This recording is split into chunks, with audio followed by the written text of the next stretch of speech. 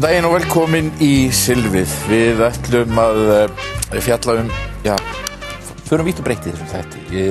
Lilja Alfreðsdóttir kemur hérna á eftir, menntamálaráðherra, varaformaður Framsóknar, það flokksþing Framsóknarflokksins núna og náttúrulega standa öll spjót á henni sem menntamálaráðherra, til dæmis bara eftir klúðrið með samræmdu prófin núna í vikunni og það einhvern veginn svona kannski eins konar dæmi ófremdarástandi sem í eða virðist vera í skólamálunum.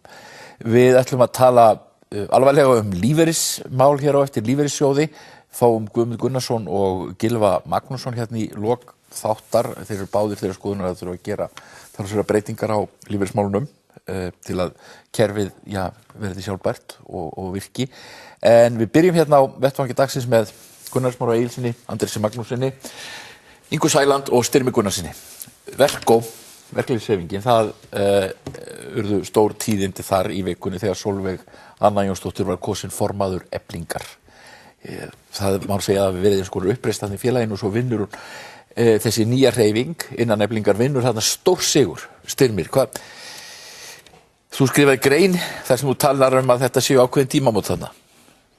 Já, ég held að sé engin spurning það að það er eitthvað mikið að gerast í verkalýðshreyfingunni. Og mér finnst svona með einhverjum hætti að þá sé verða svona einhver kannski kynslóðaskipti þarna, ungt fólk að koma til skjalana og breytt viðhorf og ég held fram að þetta sé ekki bara óánægja innan félagana með kjör þó það sé þetta full ástæða til, heldur í þeirra skoðunar að megin ástæðan fyrir þessum óróa inn í verkalýðshreyfingunni sé það sem að gerast í samfélaginu að öðru leyti. Það að segja, það eru mjög fámennar hópar hér í þessu þjóðfélagi sem að nýta sér aðstöðu sína til þess að taka til sín meira heldur en aðrir hafa möguleika á og það á kostnað þeirra, sömu. Og ég held að þetta sé svona grundvöllurinn að þeirri óánægju og reiði sem að til staðar í okkar samfélagi í dag. Þá var ég að tala fyrst og fremst ákvarðanir kjararáðs. Launahækkanir, æðstu embættismanna, þingmanna, ráðherra og annarra slíkra. Og þetta held ég að sé það sem hefur skapað jarðveginn fyrir svona byltingu eins og varð í Eflingu. En þetta ekki ávísun á harðari verkalýðsbaráttu? Það mjög líklegt að verði það, en það fer þó eftir því hvort að þessi ríkisstjórn sem nú situr, sem að náttúrulega spannar mjög breitt svið, hvort hún hefur vita á því að bregðast við strax.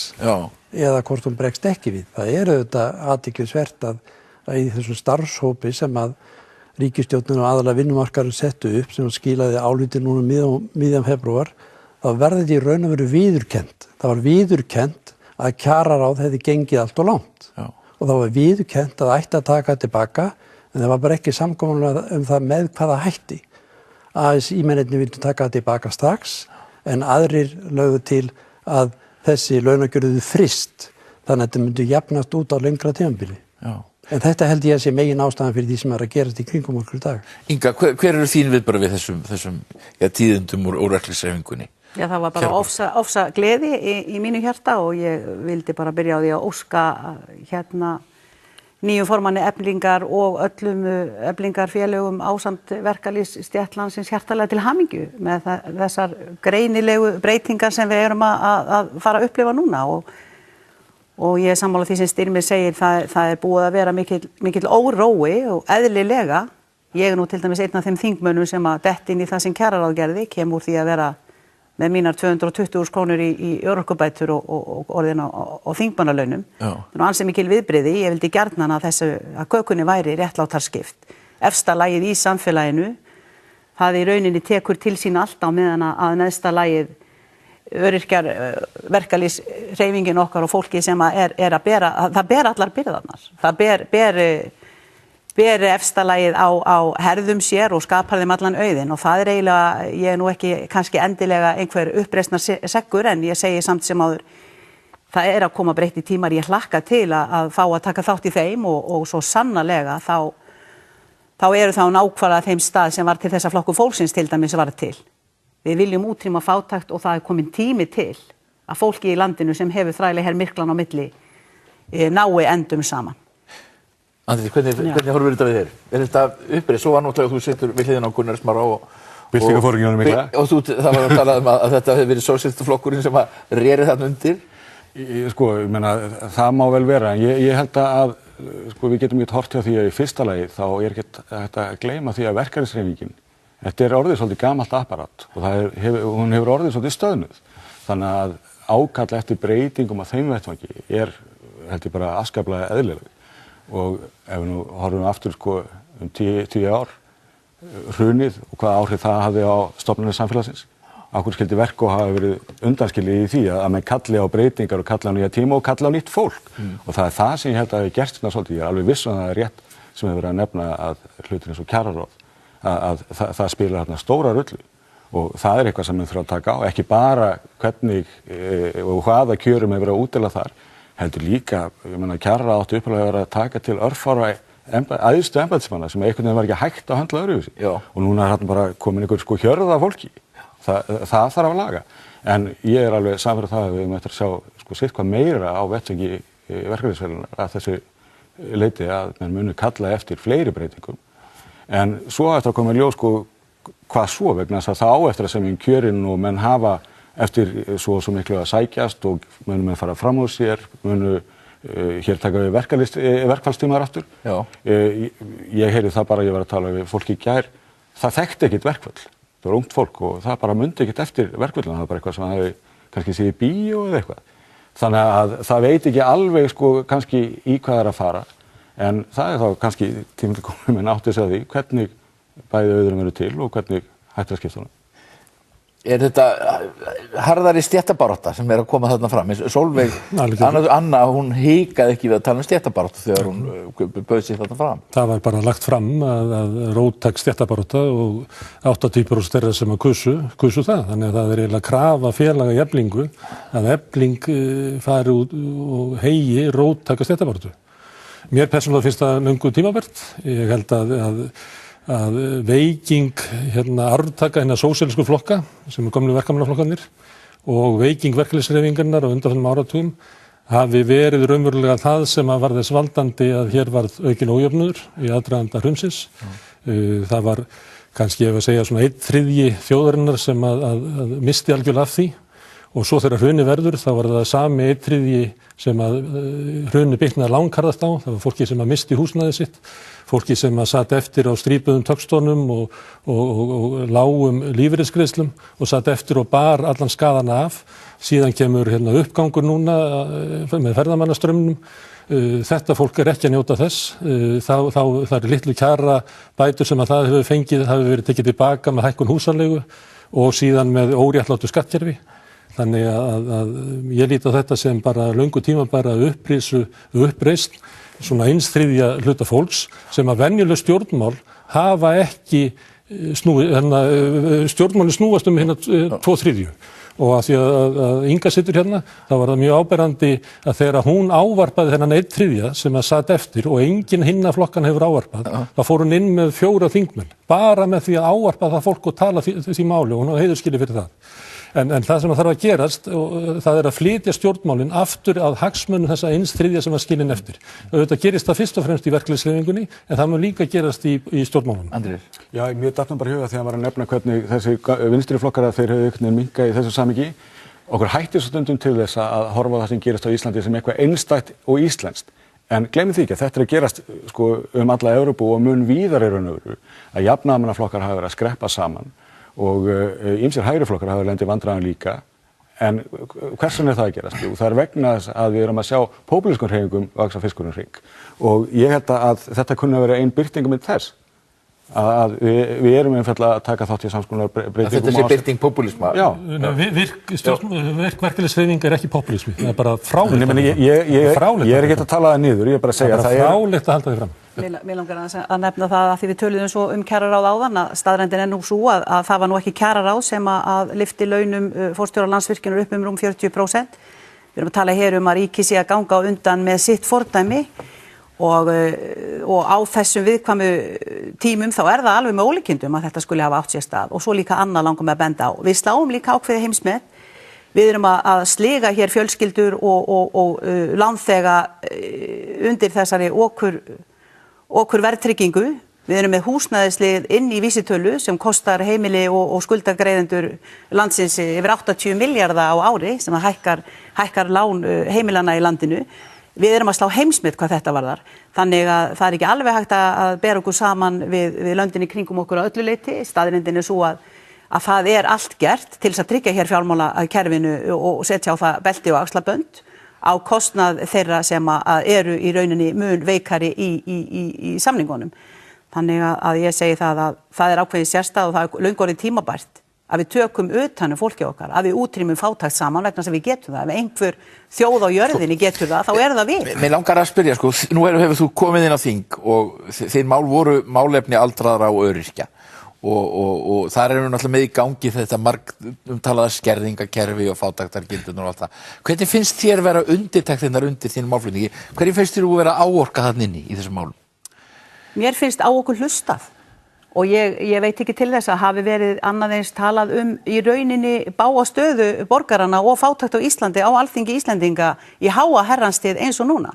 Því að staðreyndin svo að það gert í hverja einustu viku. Og það eins og mér finnst líka að þingmenn almennt, hvar í flokki sem þeir standa, þeir eru jafnvel farnir að verða meira meðvitaðir hinar raunverulegu stöðu út af því að auðvitað hólar dropinn steinin. En sýnist þér að þetta gerast eitthvað raunhæft? Til dæmis varðandi skerðingarnar og... Ég get ekki séð það því miður og ég sé nú bara til dæmis bellega hvernig fjárlögin 2018 á sínu ljósraða feyktust í gegnum þingið án þess að gera nokkura einustu ráð fyrir því að bæta kjör þeirra sem eru verst settir. Ekki einu en einu, það talað við ætlum að bæta 500 milljónir í tannlæknakostnað fyrir niðurgreiðslur og tannlæknakostnaði fyrir öryrkja og eldri borgara 1. júlí 2018. Staðreyndin svo að ríkissjóður skuldar í rauninni yfir 800 milljónir í vangreiðslu gagnvart gildandi lögum sem að heimila og áskilja öryrkjum og eldri borgurum þennan afslátt samkvæmt þessum tannlæknakostnaði. Þannig að það í rauninni það sem furðar mig mest þarna inn í þinginu, það hvernig hlutirnir eru klæddir í einkennilega kjóla sem ég finnst ekki passa á í rauninni viðfangsefnið. Mér finnst það bara margt skrítið í þinginu og ég náttúrulega ennþá að fóta mig þar inni og átta mig á því hvernig starfsvettvangurinn hann spennandi og mjög ögrandi. Ég hefði viljað vera þarna inni með 40 manns en ekki 4 og þá get ég lofa ykkur því að hlutirnir væru þegar orðnir allt öðruvísi. Styrmi, það talað verkalýðshreyfingu, þú manst náttúrulega þá tíma þegar verkalýðshreyfingin var pólitískari, þegar verkalýðsforingjar sátu á þingi og þær voru menn úr alþýðuflokknum, úr alþýðubandalögum sjálfstæðisflokknum og svo hafa menn talað núna eins og það sé algjörlega óeðlilegt að verkalýðshreyfingin sé pólitísk með þessum hætti. Ég man eftir verkalýðshreyfingun á tímum kalda stríðsins og ég þekkti gamla kallana sem að leiddu verkalýðshreyfinguna. Og ég segi það við ykkur að Inga Sæland eina manneskjan sem að talar eins og þeir töluðu. Þeir töluðu, þetta voru þá að ég var sem ungum maður pólitískur andstæðingur þeirra, þá kynntist ég þeim persónulega, ég virti þá fyrir þeirra þann málstað sem þeir voru að berjast fyrir og þeir töluðu með ákveðnum hætti. Síðan hvarf sú rödd að þingi og hún bara kom aftur þegar þessi kona sem situr hérna við hliðina á mér var kosin. Og ég lít á kjör hennar og kosningu Sólveigar Önnu og hennar fólks í Eflingu sem svona raunverulega vera af sömu rótum sprottin að þetta sem Gunnar Smári segir að við réttar ákveðin hluti þjóðfélagsins sem hefur ekki haft neina rödd og hann bara brjótast fram og Inga Sæland og Sólveig Anna þær eru svona birtingamyndir þeirra umbrota og ég held að hún sé á svartsýn framhaldið, ég held að þessi breyting muni halda áfram. Ég held að þetta muni halda áfram og ég vil ekkert vera að gera lítið úr sjálfstæðisflokki og framsóknarflokki en ég held að aðild VG að ríkisstjórninni muni eiga þátt í því að tryggja það að sumt af hagsmunamálum þessa fólks náu fram. En það náttúrulega kannski lífsspursmál fyrir VG að gera eitthvað í því en VG virkar að mörgu leyti svona sem frekar svona millistéttarlegu flokkur. Hann maður ekki orðið var við einhvern opaslega róttækni í þeim flokki. VG bara dæmi svona sósíaldemókratíska flokk sem spiltist á tímum nýfrjálshyggjunnar, varðað svona menntaður í millistéttarflokki og hefur enga leið til þess að nálgast þennan 1/3 hluta þjóðarinnar sem hefur það verst, vegna þess að það fólk upplifir það ekki að talsmenn VG séu að tala til sín. Ég held að sé bara leitun að svona venjulegum verkamanni sem kýs VG. Þannig það alveg fráleitt að láta sér detta það í hug að VG geti orðið forystuafl í uppreisn 1/3 hluta þess sem hefur það verst á Íslandi. Það er bara fráleitt. Já, ég segi nú fyrir mína part að mér finnst nú fólki í VG yfirleitt alveg nægilega róttækkaði fyrir en það er líka eitt sem langar að nefna sem menn tala nýfrjálshyggju og eitthvað eins og þetta sé einhvern veginn bara allt alveg hræðilegt og við séum bara nýkomið með vökulögin. Gleymum því ekki að það hefur það náðst verulegar umbætur fyrir fólkið í landinu, bæði hvað efnaðin varðar en líka hvað ýmis réttindi. En það hins vegar, getum staldrað við það að því vorum að tala hvort að Ísland var einstakt eða ekki. Að það er að ég held að þessi bara hvergi á byggubóli víðtæk þáttaka í verkalýðshreyfingu hér. Hvað ekki 80% eitthvað? Það er eitthvað alveg ævintýralegt. Og þetta bara þekkist hvergi annars staðar, ekki Skandinavíu eða... Nei, þetta má miskilja þetta alveg hrapalega. Fyrir 100 árum var fólk að berjast fyrir 8 stundar vinnudag. Fólk í dag sem er á lægstu laununum, það getur ekki látið sér dreyma það. Því að það vinnur kannski 8 stundir í fyrstu vinnunni sinni, síðan það vinnur 3 stundir í næstu vinnu og svo skúrar það líka í 1,5 tíma. Það er raunveruleikinn í dag. Við höfum mist það sem að verkalýðshreyfingin var að berjast fyrir 100 árum, hefur þeir sem hafa það verst í íslensku samfélagi, það er orðið óraunhæfar kröfur. En það er reyndar mikið af því fólki er náttúrulega erlendir verkamenn núna. Og hvað er ekki berjast fyrir það? Jú, og til dæmis ég tók þetta er líka eitt sem ég heyri. Tók til dæmis dæmi það er grein í Stundinni sem fjallar ræstingafyrirtæki ISS, ævintýralegur árangur í ræstingaútboðum. Þetta er allt erlendir verkamenn sem vinna fyrir þetta fyrirtæki á mjög misjöfnu kaupi. Og þeir eru hlunnfarðir. Það er búið að sanna það margsins, þeir eru hlunnfarðir. Það verður að fara illa með þetta fólk. Við erum að horfa hreinlega upp á mansal hér. Ég er bara svo maður tala í íslensku. Það er að leigja fólk og það er algjört menningarlegt niðurbrot inn á vinnustöðum. Það sem að hluti starfsfólksins tilheyrir starfsmannahópnum, en þeir sem eru að skúra og þrífa og sjá matinn, að þeir eru ekki hluta starfsfólkinu vegna þess að þeir eru leigðir frá okkur öðru fyrirtæki. Borgin gerir þetta og ríkið gerir þetta. Þetta fyrirtæki gerir þetta. Já, ég veit það. Reykjavíkurborg er stærsti vinnuveitandi láglaunafólks á Íslandi. Er að ferðast á milli opinberra bygginga og að þrífa í verktöku frá útvistun frá ykkur fyrirtæki. Hryllingur. En ég má aðeins koma einum punkt að það því að þeir voru að gera eitthvað lítið og popúlisma hér áðan þeir félagar þarna. Ég var alls ekki að því. Ég lít svo á að popúlismi sé alls ekki eitthvað sem sé neikvætt. Popúlismi er merkimiði eins og Francis Fukuyama stjórnmálafræðingur segir sem að yfirstéttin í öllum þjóðfélögum setur á baráttumál hins almenna borgara.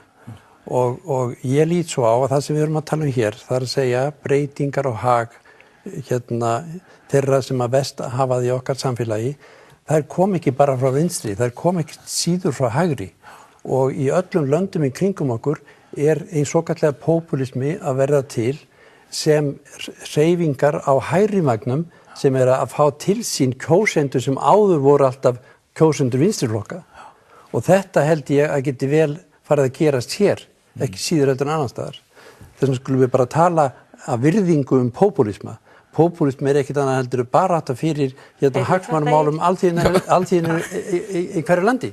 Ég var bara meiri þann vegna það var að bera saman uppreisnina Þið voru báðir í einhverju bandalegi það að gera ítöku populisma. Nei, með ítölsku kosningarnar og það ger ólíkt það sem að Sólveig Anna er að gera inn í Eflingu eða það sem að Grilló er að gera á Ítalíu.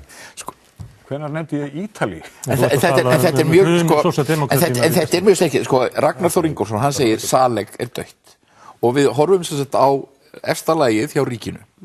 Það setur sitt kjararáð og kjararáðið fyrir allt í að horfa á forstjóraveldið sem er að hækka og við erum hjá ríkinu, við erum ráðherra, við erum embættismenn, við erum dómarar og við viljum með okkur við forstjóraveldið.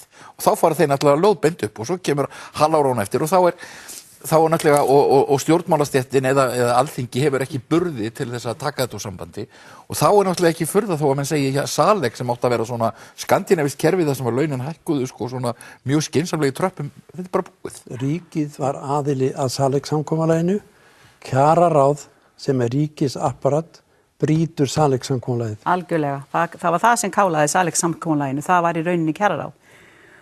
Það er ekkert flóknar það og í rauninni þá það mesta furða. Hvernig endalaust hægt að bjóða það á borð fyrir almenning í landinu, vinnandi stéttir í landinu. Ef að þið hækkið meira en 3%, 2%, þá bara fer hér allt á hliðina.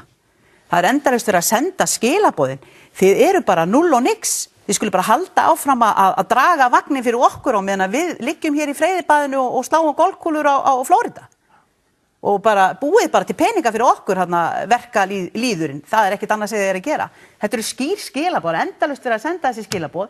Ef að þeir geta fengið 40% launahækkun, þá skulle þau bara gjöra svo að feysa það að aðrir eiga að fá það líka, en það er orðið bara hundleiðilegt og eiginlega alveg ólíðandi að þessar prósentur skuli endalaust vera settar inn í kjarabætu fólks.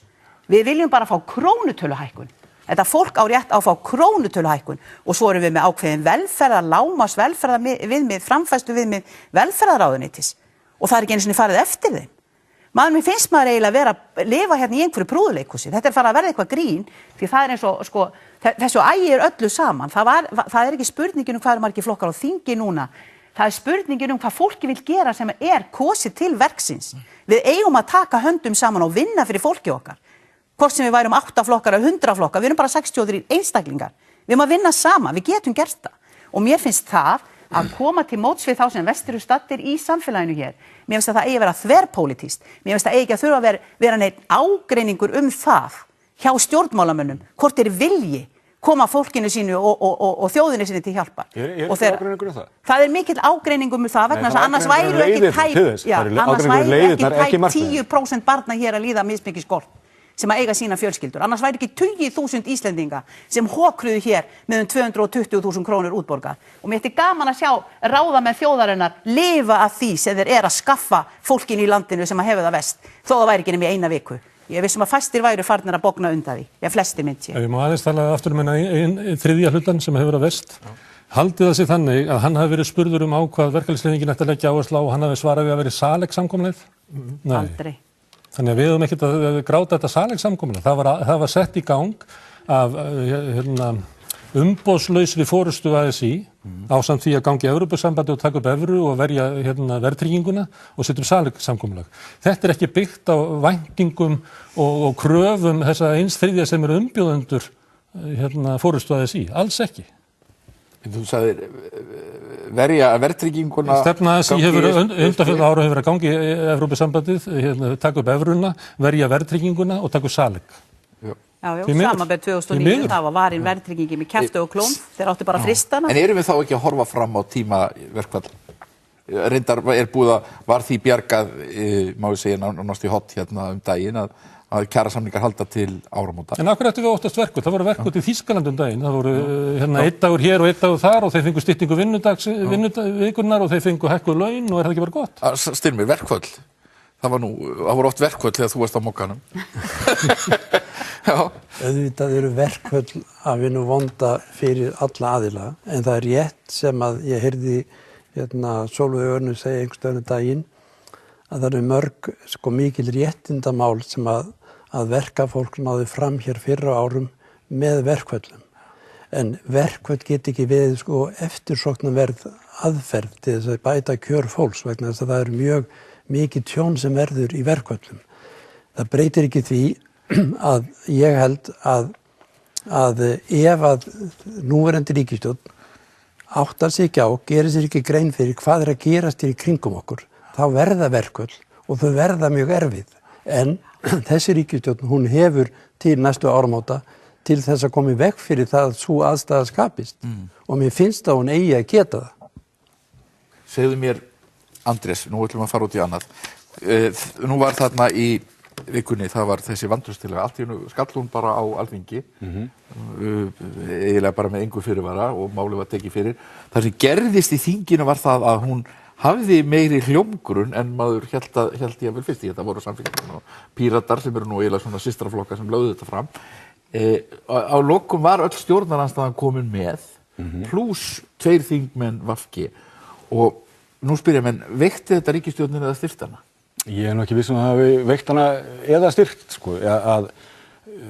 þarna þetta mál sem að verður til af nokkuð þröngum pólitískum ástæðum, en það eru fleiri innan þingsins sem finna það að hér einhver hamar sem við getum haldið á.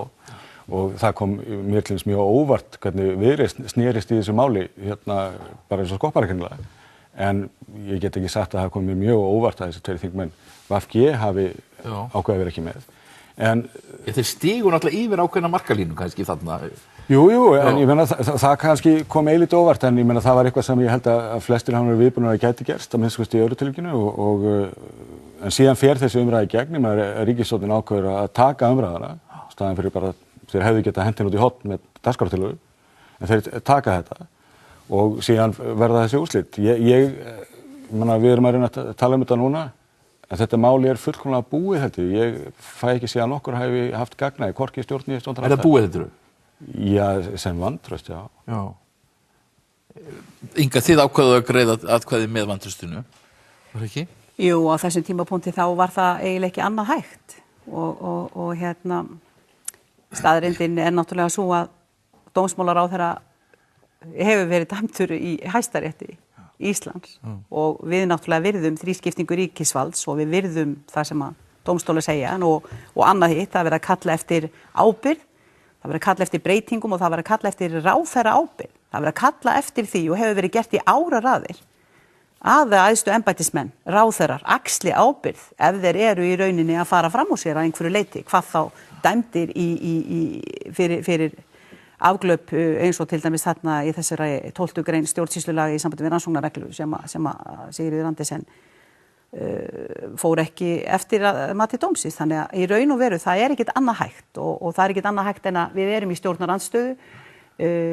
Stjórnin hefur í rauninni það segir sér sjálft. Þetta er bara þetta kerfi og miðað við það að manni fannst maður á tímabili vera með gallbræði í munni vegna þess að staðreyndinni svo að hún á alla mína virðingu skylda fyrir að vera að vinna vel sem dómsmálaráðherra gegnum heilt.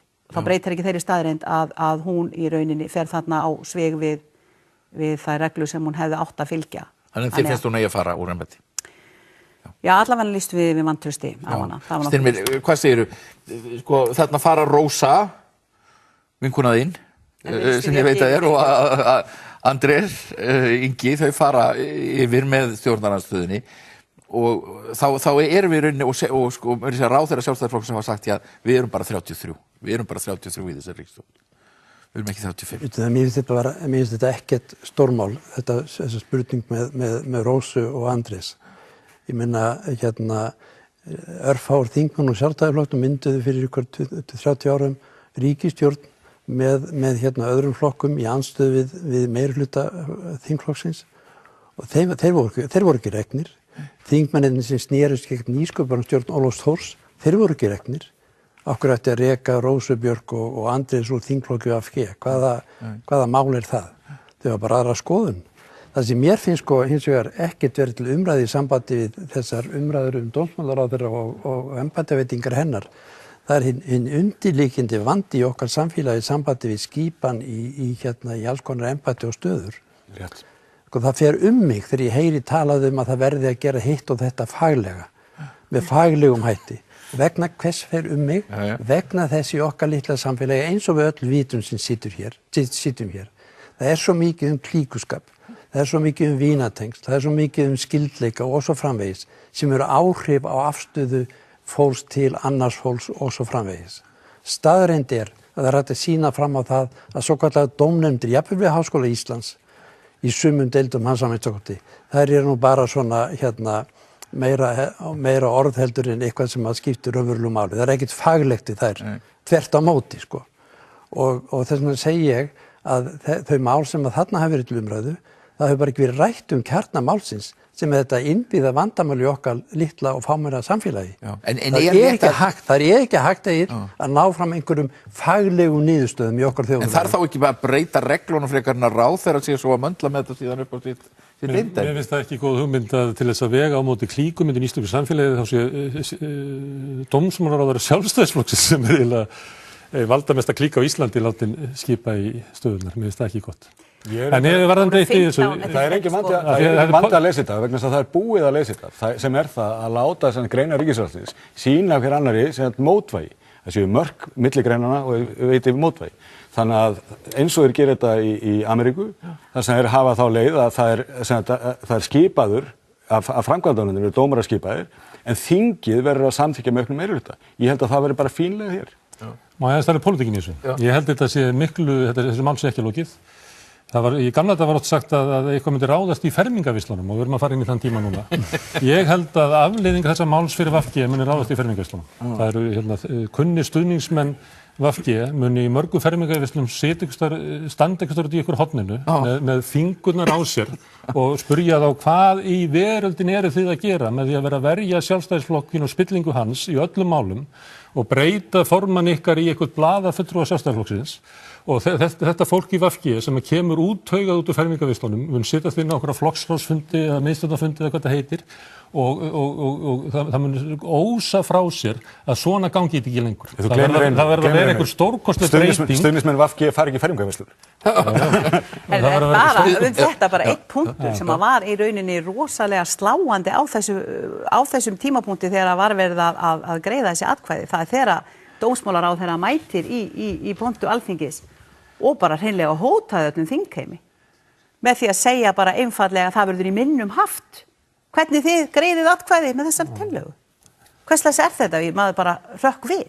Sagan mun dæma okkur. Maður verður í minnum haft. Hvað þýðir þetta? Að sagan muni dæma okkur. Ég tók hanskan fyrir formann VG vegna þess að Gunnar Smári sagði áðan. Sko, auðvitað það staðreynd sá því að VG og Katrín Jakobsdóttir hafa mjög sterka stöð í þessu stjórnarsamstarfi. Hún getur hvenær sem sagt hingað ekki lengra, kæru vinir, nú viljum við ekki lengur vinna með ykkur. Hún hefur möguleikann á að mynda ríkisstjórn á annan máta. Þeir hafa það ekki, Sjálfstæðisflokkur og Framsóknarflokkur. Þess vegna held ég að staða VG í þessu stjórnarsamstarfi sé miklu sterkari heldur en að Gunnar Smári vill vera láta. Og raunverulega að þá séu það Sjálfstæðisflokkur og Framsóknarflokkur sem verði að laga sig að ákveðnum kröfum VG en ekki öfugt. Við erum alveg að klára þetta, mér langar bara að spyrja Gunnar Smári, eru þið að fara að bjóða fram í borgarstjórn í Sósíalistaflokknum? Já, mér finnst það mjög líklegt. Það er ekki svona alveg frágengið, það mér finnst það mjög líklegt. Verður þú í fyrsta sæti? Nei. Þú ætlar ekki að vera í öðru sæti? Getur þú sagt mér að þú ætlar ekki að vera í fyrsta sæti? Nei, ég held að mitt hlutverk sé allt annað. Ok, Inga, þið eru að fara að bjóða fram í borgarstjórn. Já, við ætlum að gera það. Já, og hver verður í fyrsta sæti? Ísbert. Ég er svo leyndardómsfull í dag. Og ég ætla að vera leyndardómsfull í nokkra dagi viðbót. Þetta er allt á fullu ferðinni. Það verður að hafa nóga flokkum í frambúðan. Já, það er ekki nóga sætum. 23 sæti sem það er fylla og 23 varasæti. Þetta er alveg hræðilegt. Og þú starfar fyrir Sjálfstæðisflokki fram að kosningum? Jú, það kemur sennilega ekki mörgum á óvart. Nei. Hvað, ertu sjálfstæðismaður? Nei, grín. Og gáringur. Andrés, Inga, Styrmi, þakka fyrir fá hérna Lilju Alfreðsdóttur, menntamálaráðherra, varaformaður Framsóknar og svo ætlum við að tala um lífeyrissjóði hér í lok þáttarins, þannig að það er ekki allt léttumálin hérna í dag.